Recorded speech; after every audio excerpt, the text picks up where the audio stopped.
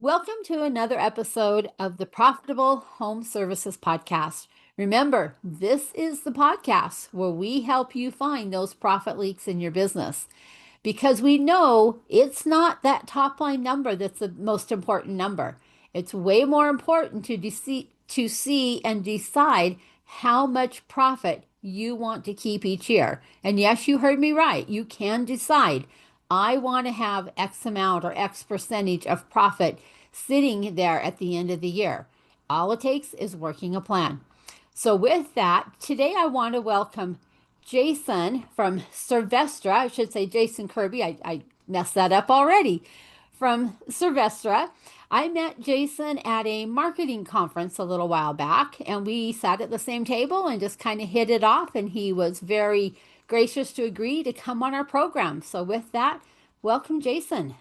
Thank you. Glad to be here. Yeah, thank you for coming in.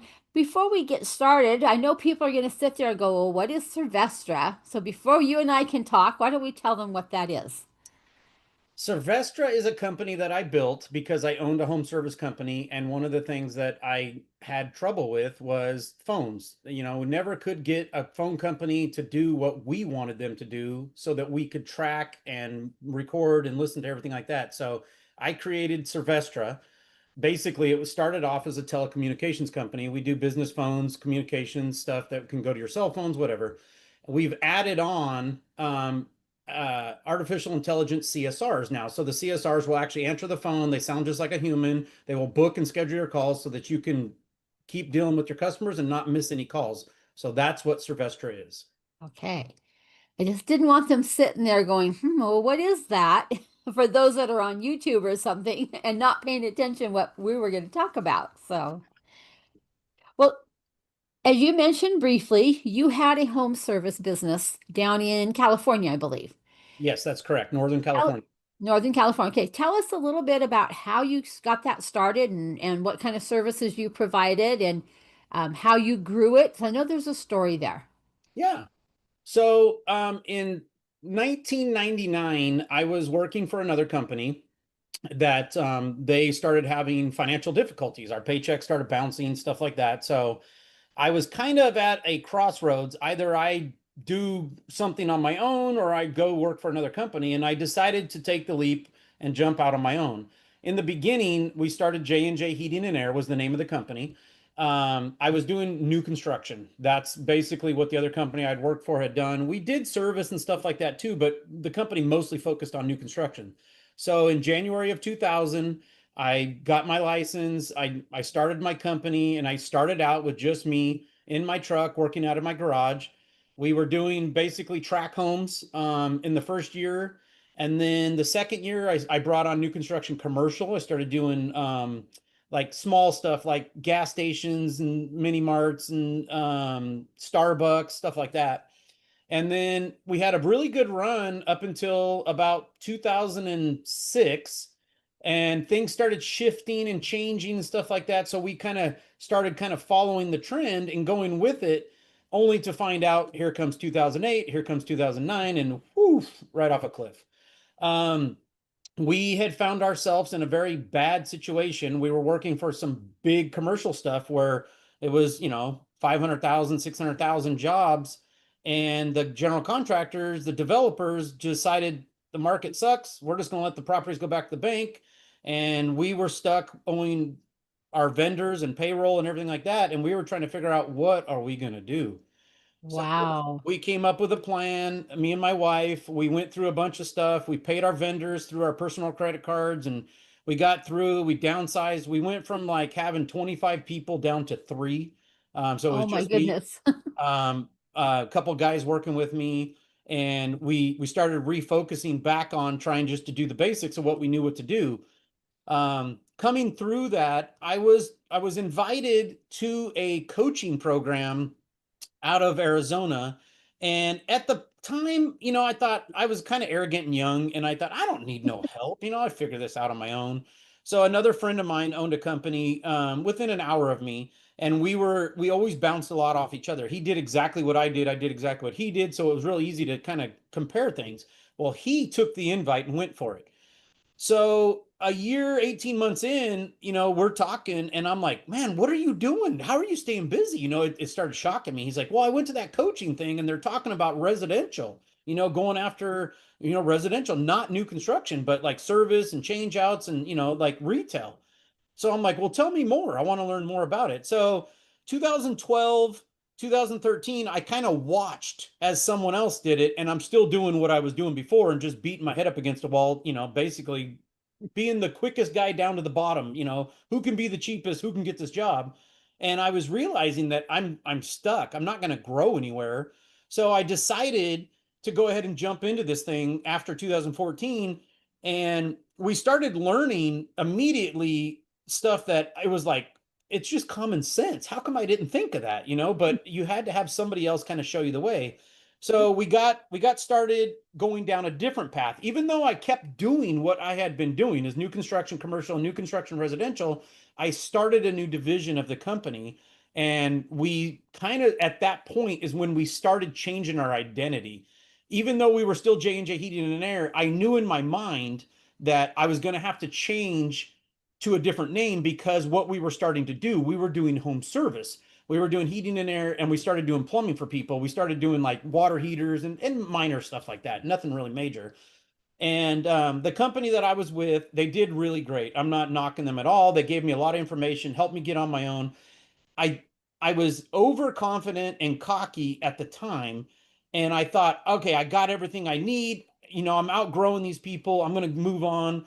And we jumped out and we started doing what they had taught us. But then we ran into some problems because we had never encountered this type of business. We had never encountered service techs trying to force them to sell. We never encountered having a comfort consultant. We didn't have salesmen when you did new construction. You were just given plans, you bid on them. So I thought, man, I need to get into another coaching program. So I came across some YouTube videos of a guy named Mike Aguilera.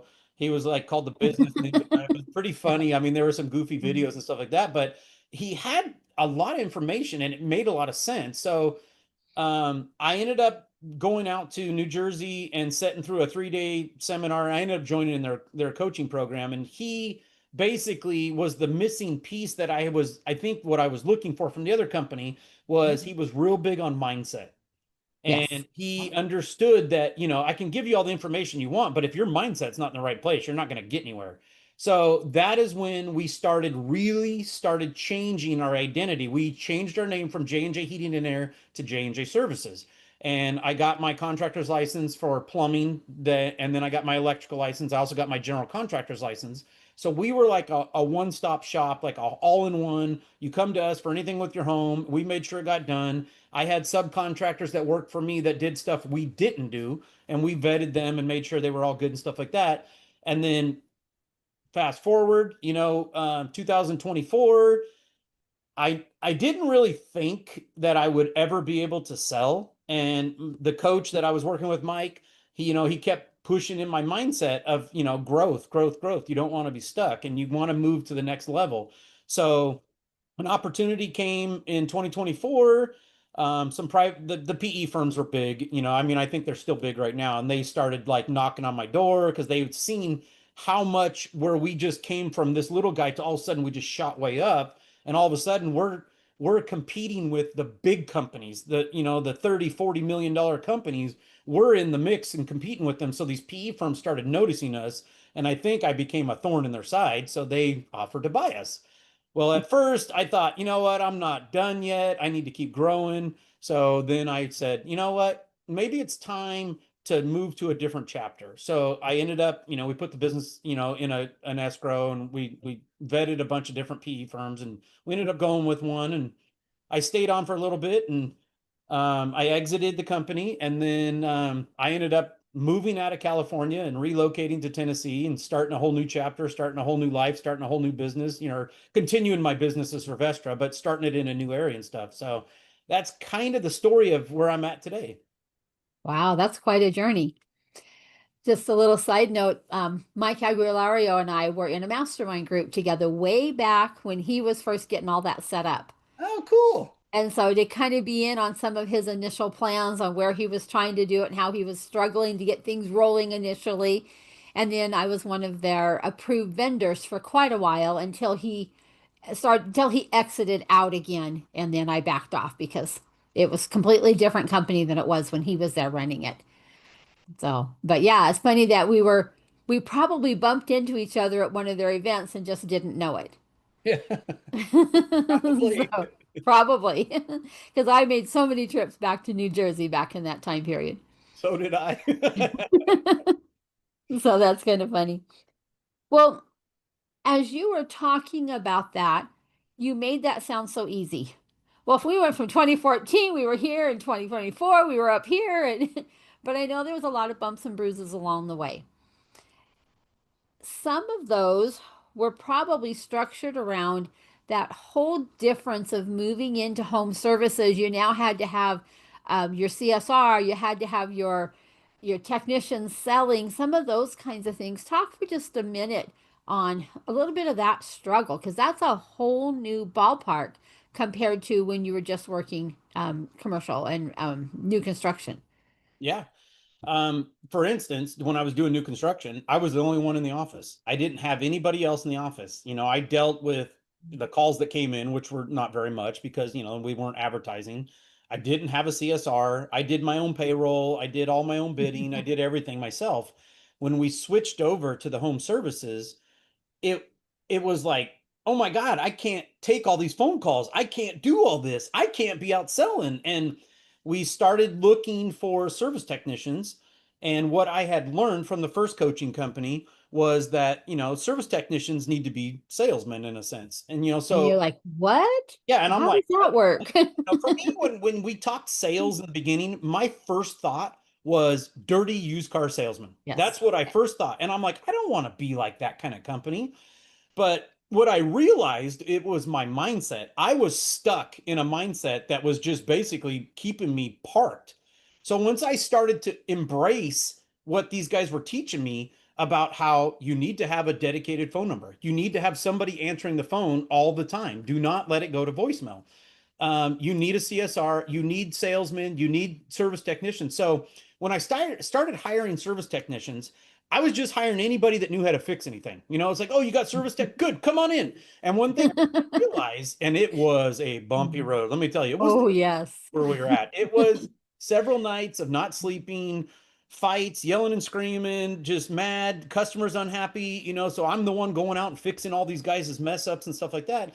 And at that point, I realized I need to find somebody better than me.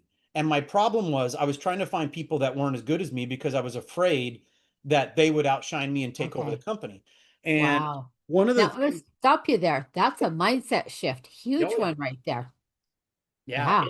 it was huge for me because one thing I realized is that you're only as good as what you can hold on to, what you can do. You're I'm not the guy that could have taken us to that $10 million mark at the time because I hadn't learned and I hadn't been through anything to get me there. I had been doing new construction, and granted, we did several $1 million doing new construction, but it was like 1 to 2% net profit. So it was like you were breaking your back for For nothing. nothing. Yeah.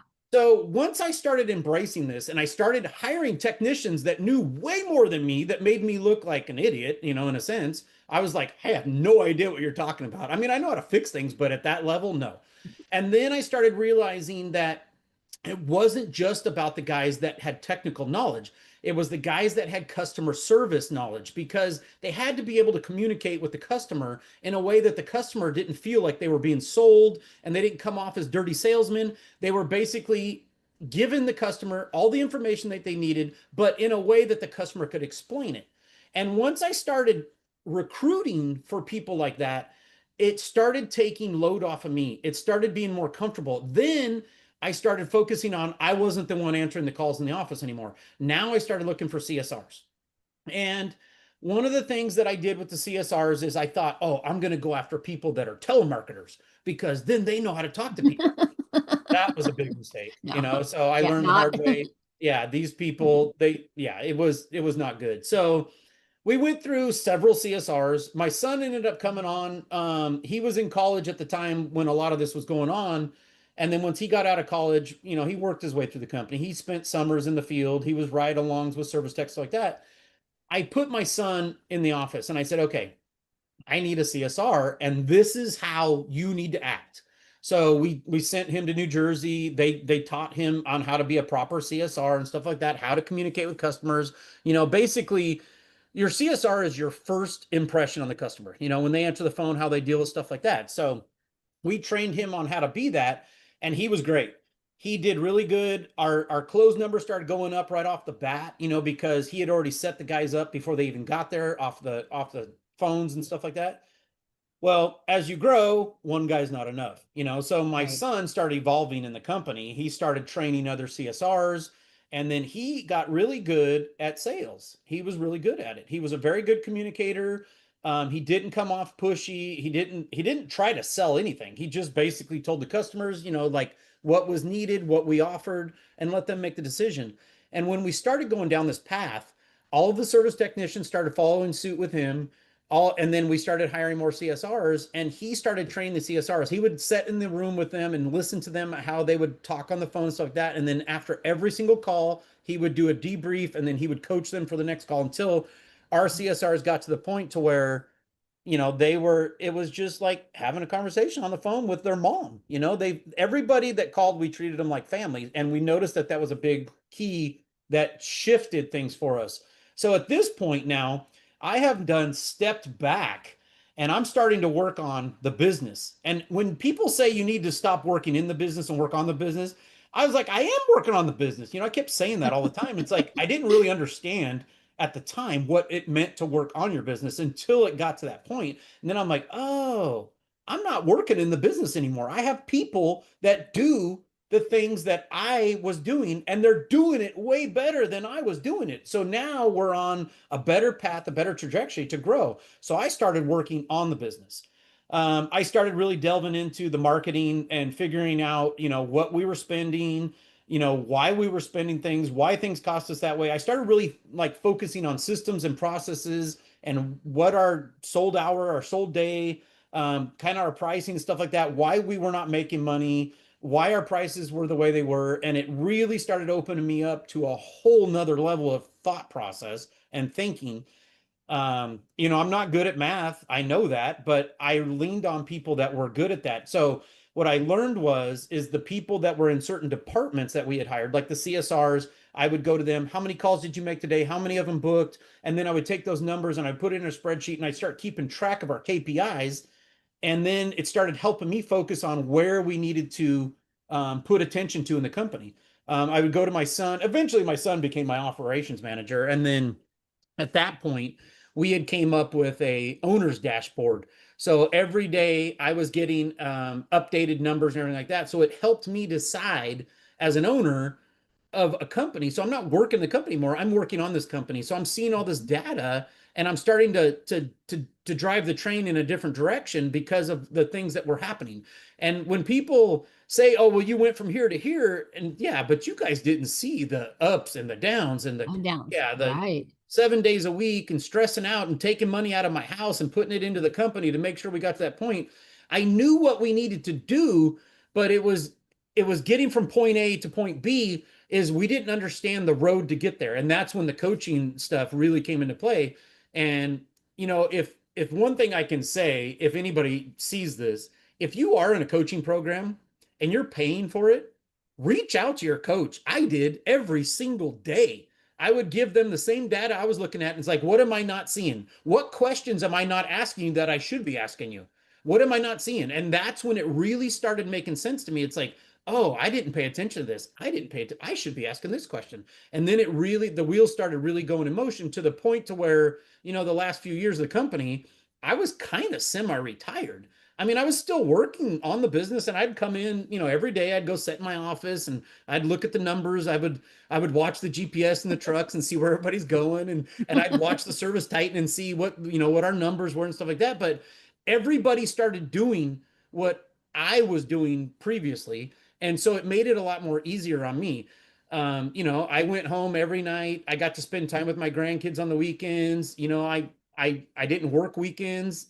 We, even though we were 7 days, we had different people that would work weekends and stuff like that. So it took a long time to get it to a smooth running machine, but it was not easy in the beginning. It was very rough. I mean, think of like trying to go four wheeling off road and you have no four-wheel drive. You're just catching rocks and spinning your wheels. Oh, yeah. Well, I want to say major congratulations that you stuck it out Thank you. because the statistics say, that most people are not going to have that tenacity to stick it out like you did. I know my own business. I've had those ups and downs and rough spots and quicksand and bog holes and just all the things that we hit in the course of running a business. But 30 years later, we stuck it out. And we now have this nice smooth running business that we didn't have especially in those early years. It was not smooth running at all. So it I remember. does take solid systems and it takes a great team, takes the ability to hire that great team and not just take everybody else's leftovers.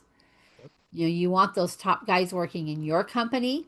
And as you mentioned, that the coach behind you, that is such a must have to be able to get through all the mud and the muck that it takes to get from point A to point B. So congratulations. Yeah, You and did you another did thing I well. wanted to point out, the coach that I had, and I'm sure a lot of coaches are, they have coaches. So, Hmm. just because you think you know everything, there's things that you don't see when you're in the mix of it. There's somebody from 10,000 feet up looking down at it as a big picture, and they're coaching you, but they have somebody coaching them as well because they don't see Yes. things either. So, don't always think that coaching is like for weak people or anything like that. I've heard people say, "Oh, you just didn't know." No, trust me, Yeah.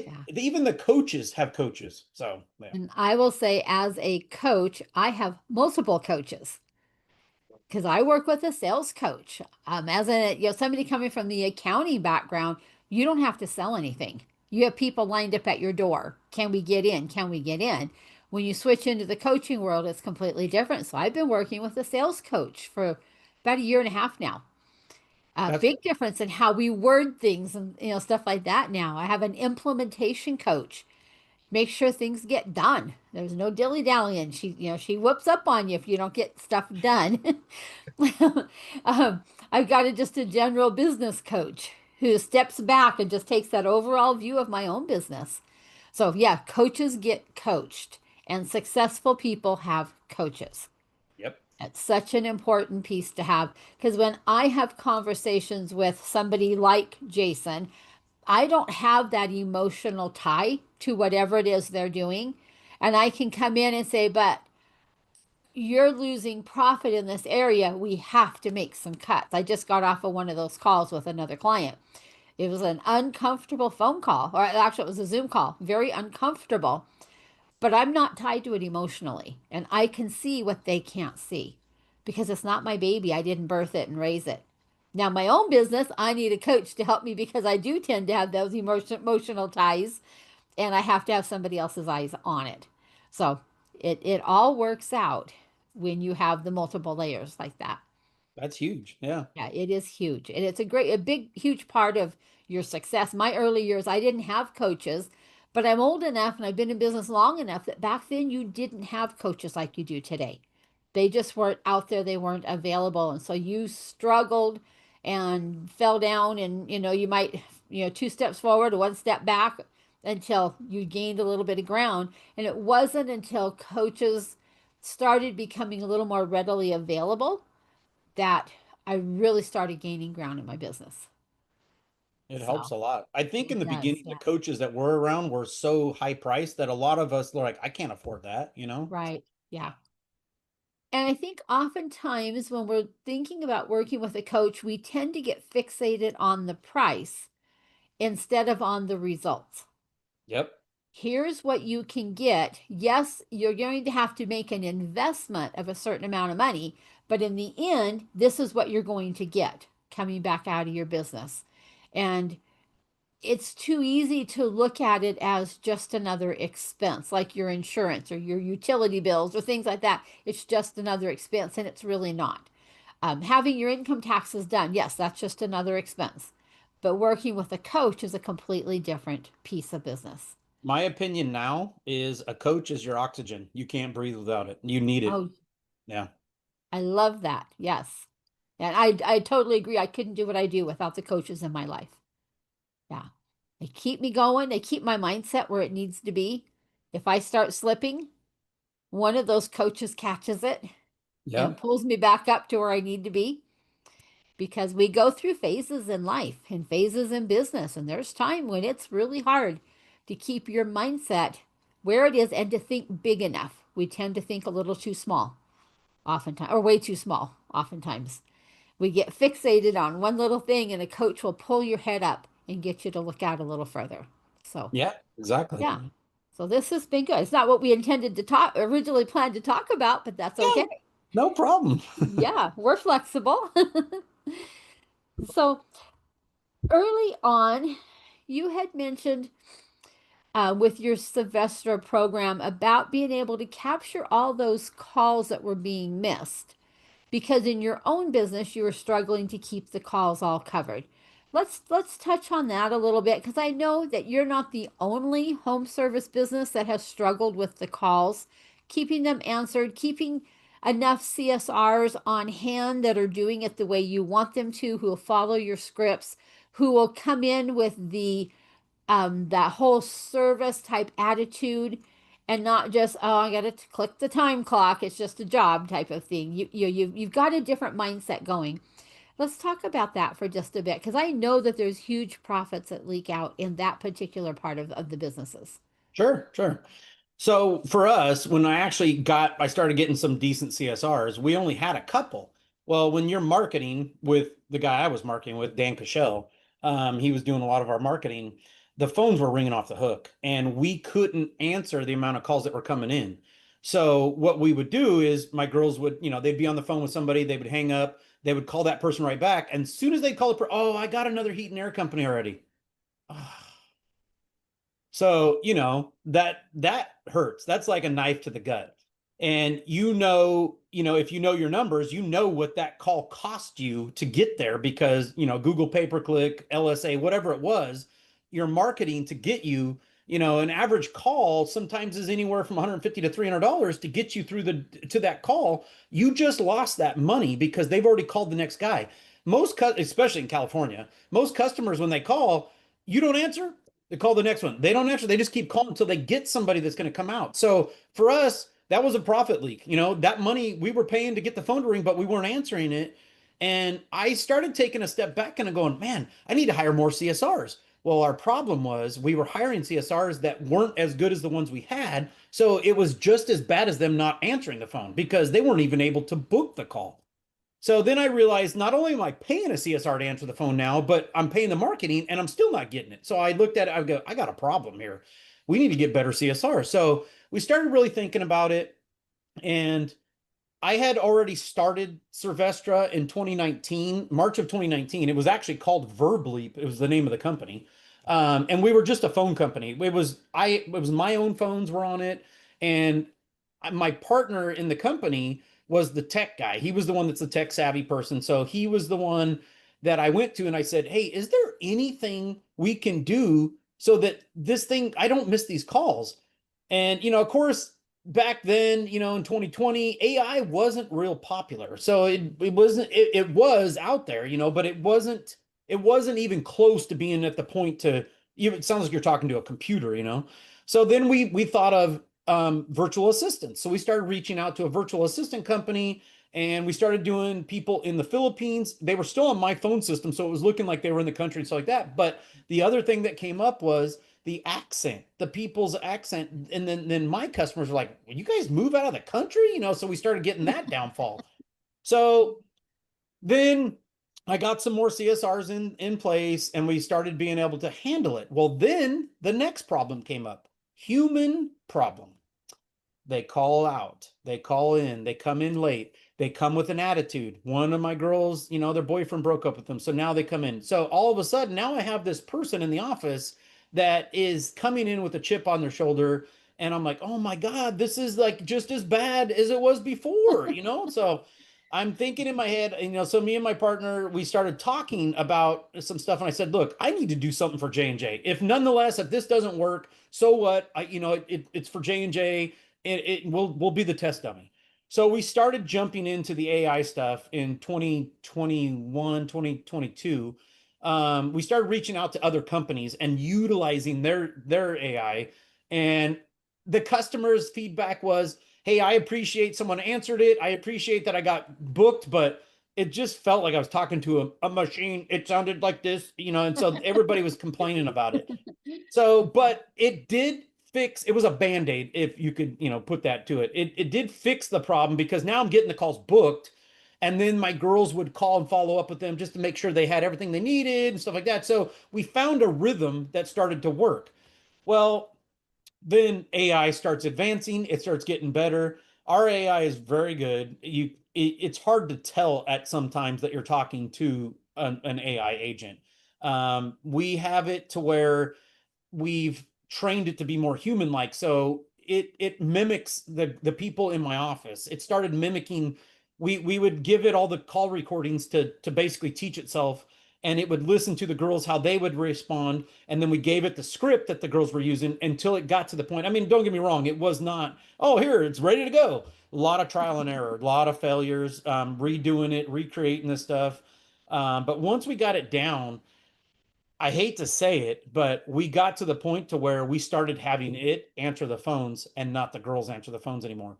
One, it was consistent every single time. It did exactly how you wanted it to be. It had the same attitude every time. It worked 7 days a week, 24 hours a day. It would answer calls in the middle of the night, whatever, and it would book everything. Then our CSRs were doing happy calls, follow-up calls. So we were allowing the AI agents and the CSR agents to book everything, but we took the human connection and made it into a different department, I guess you could say. So now the calls were being booked, it's on the calendar. My girls would follow up with all the customers that had any kind of question. Sometimes it would get flagged by the AI, hey, this customer needs a follow-up, stuff like that. So we started going down that path, and that's kind of where we're at today. So, Wow, what a journey. yeah. Yeah. I know I hate it when I call the phone company or the my internet provider because you're going to get an AI person answering it. And or heaven forbid if I call into it. Oh, that's a terrible one. Their AI agent is dumber than a post.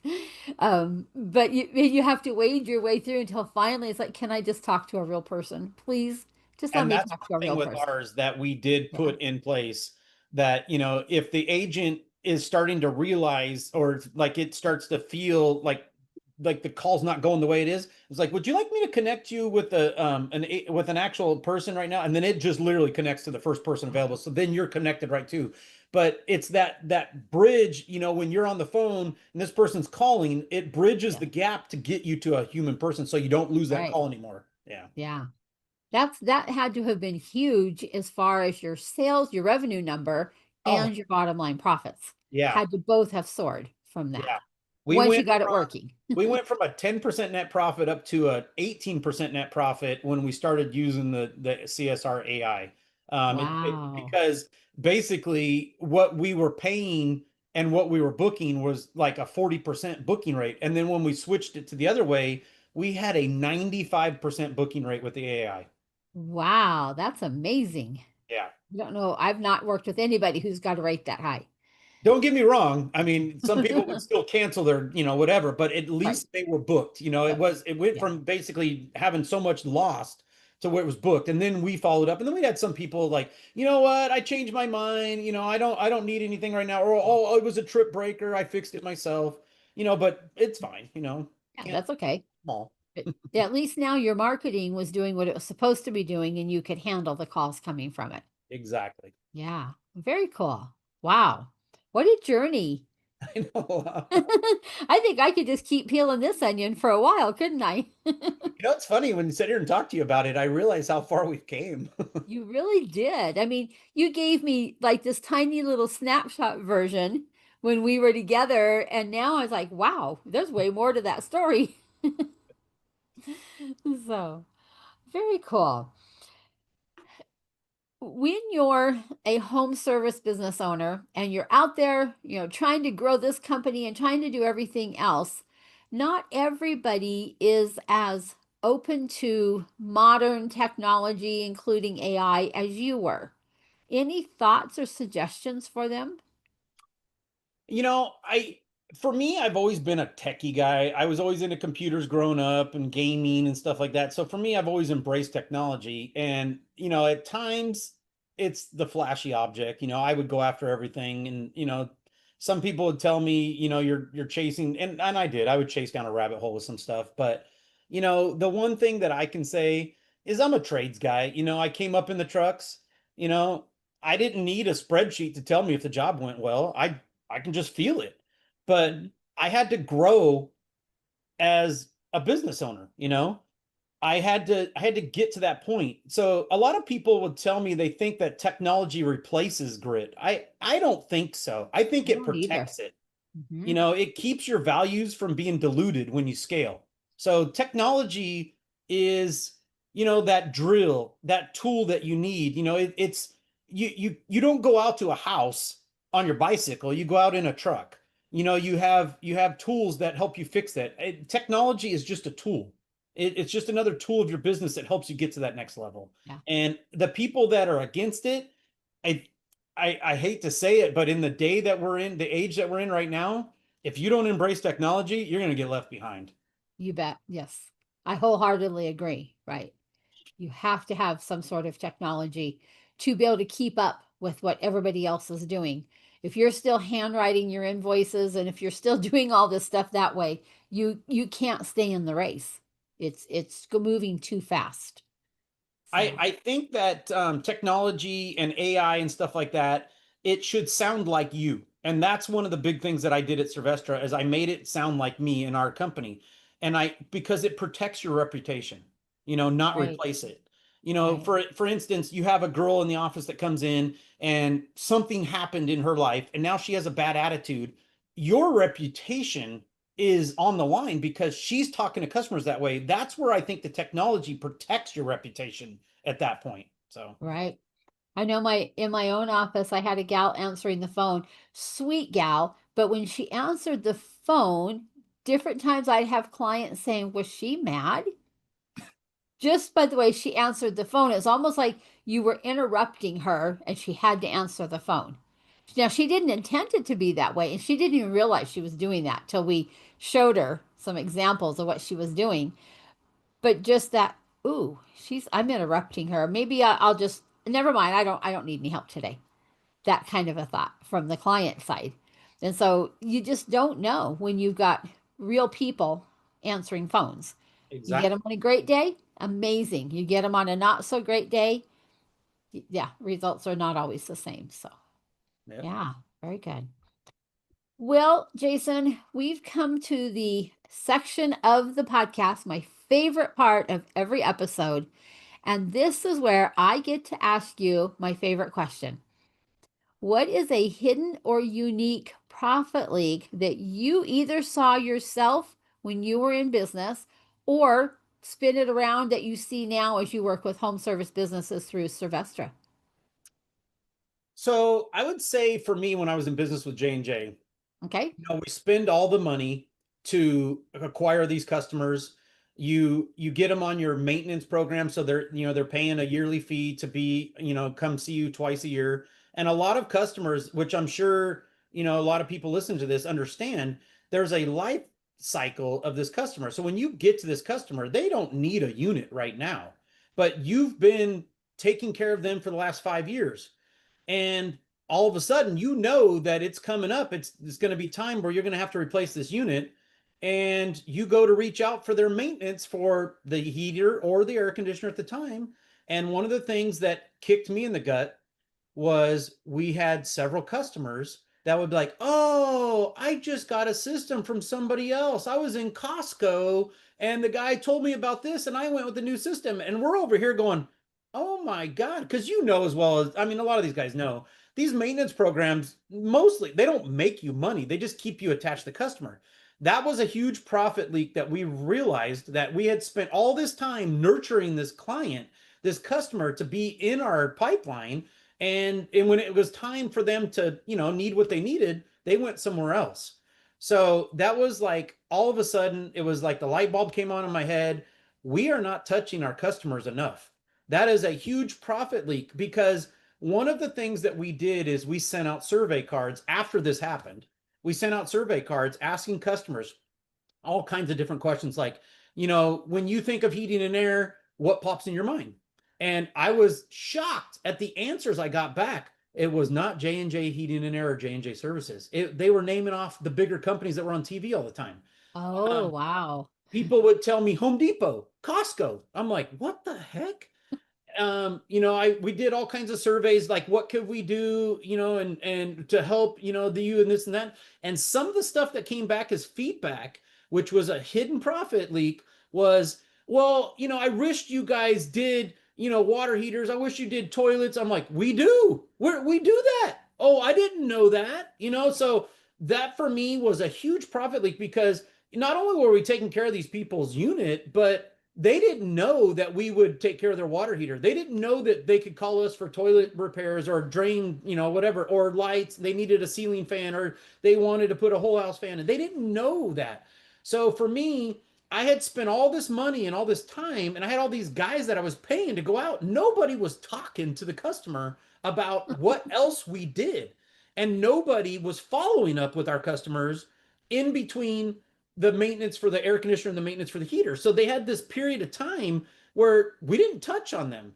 And, all of that money and all that profit that we could have had was out the window. Somebody else captured it, Right. I think for me it was the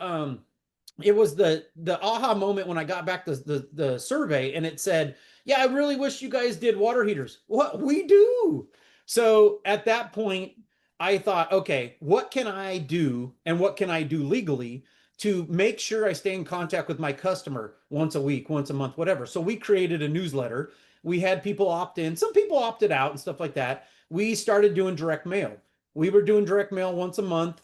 We even got to the frequency we were doing it every couple of weeks.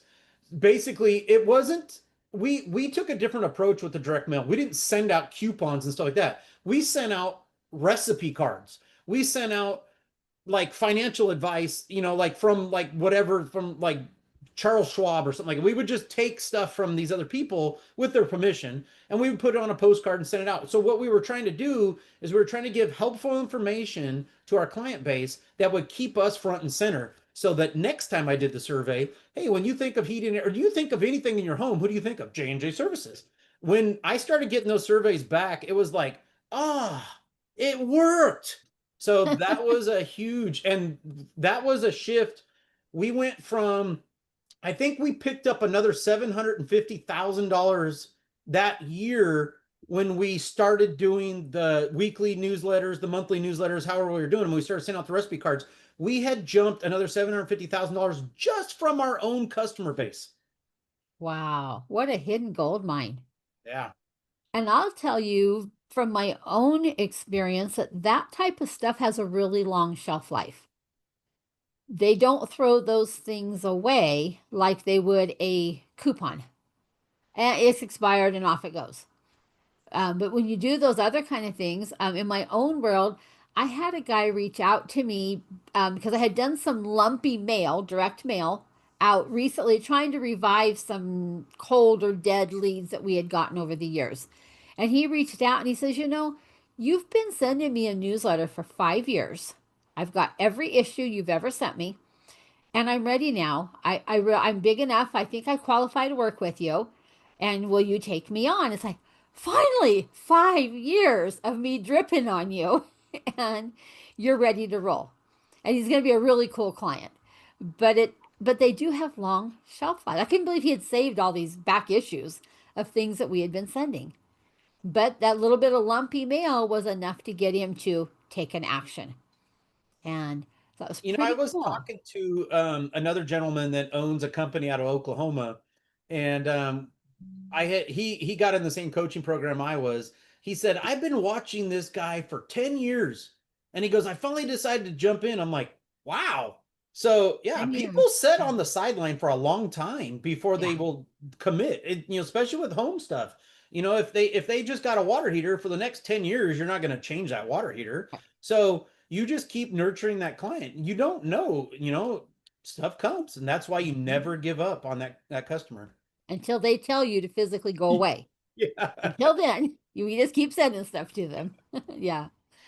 Jason, thank you so much. This has been a wonderful conversation. I'm so glad I got to learn a little bit more about your story.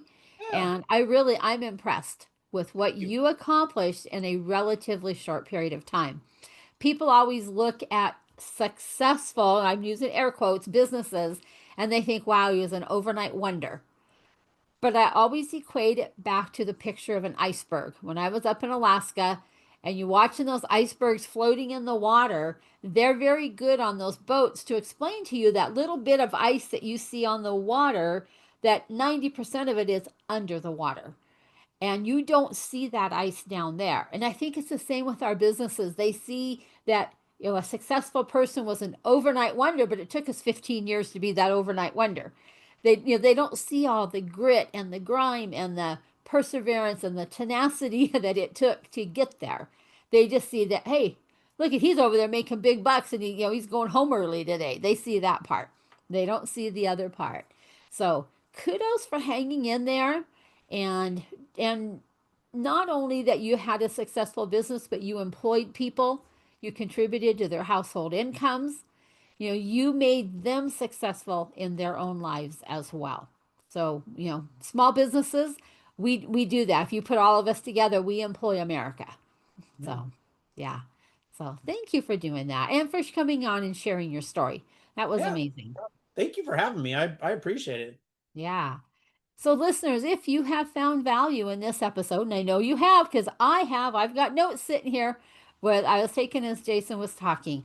Be sure to like and subscribe and tell your friends about the Profitable Home Services podcast. If you're watching us out on YouTube, also be sure to like and subscribe. We are trying to increase our listener base, as all podcast shows are. This is how we want to reach out, and we want to share value with all the home service businesses out there. We want you guys to be wildly profitable. That is my goal, wildly profitable. And the only way to get there is by getting some help, getting some coaching, as Jason was so quick to talk about today, learning how to do things from your peers. We like to do some group programs because there's a lot of sideways learning that happens in a group program, that somebody else has tried something and it worked or it didn't work. So there's a lot of information and education can be learned. So thank you again for joining us today. If you haven't been downloading our free resources, please be sure and do that. They're there for you. They're a tool, a resource that you can use to help in your business. So with that, I'm going to say have a wonderful rest of your day. And remember, it's not how much you make on the top line that counts. It's how much of that you're able to keep in your business and take home for yourself as profit. Take your profits first, pay yourself. Those are the two most important things you can do in business. We're going to call that a wrap for today. Thank you and goodbye.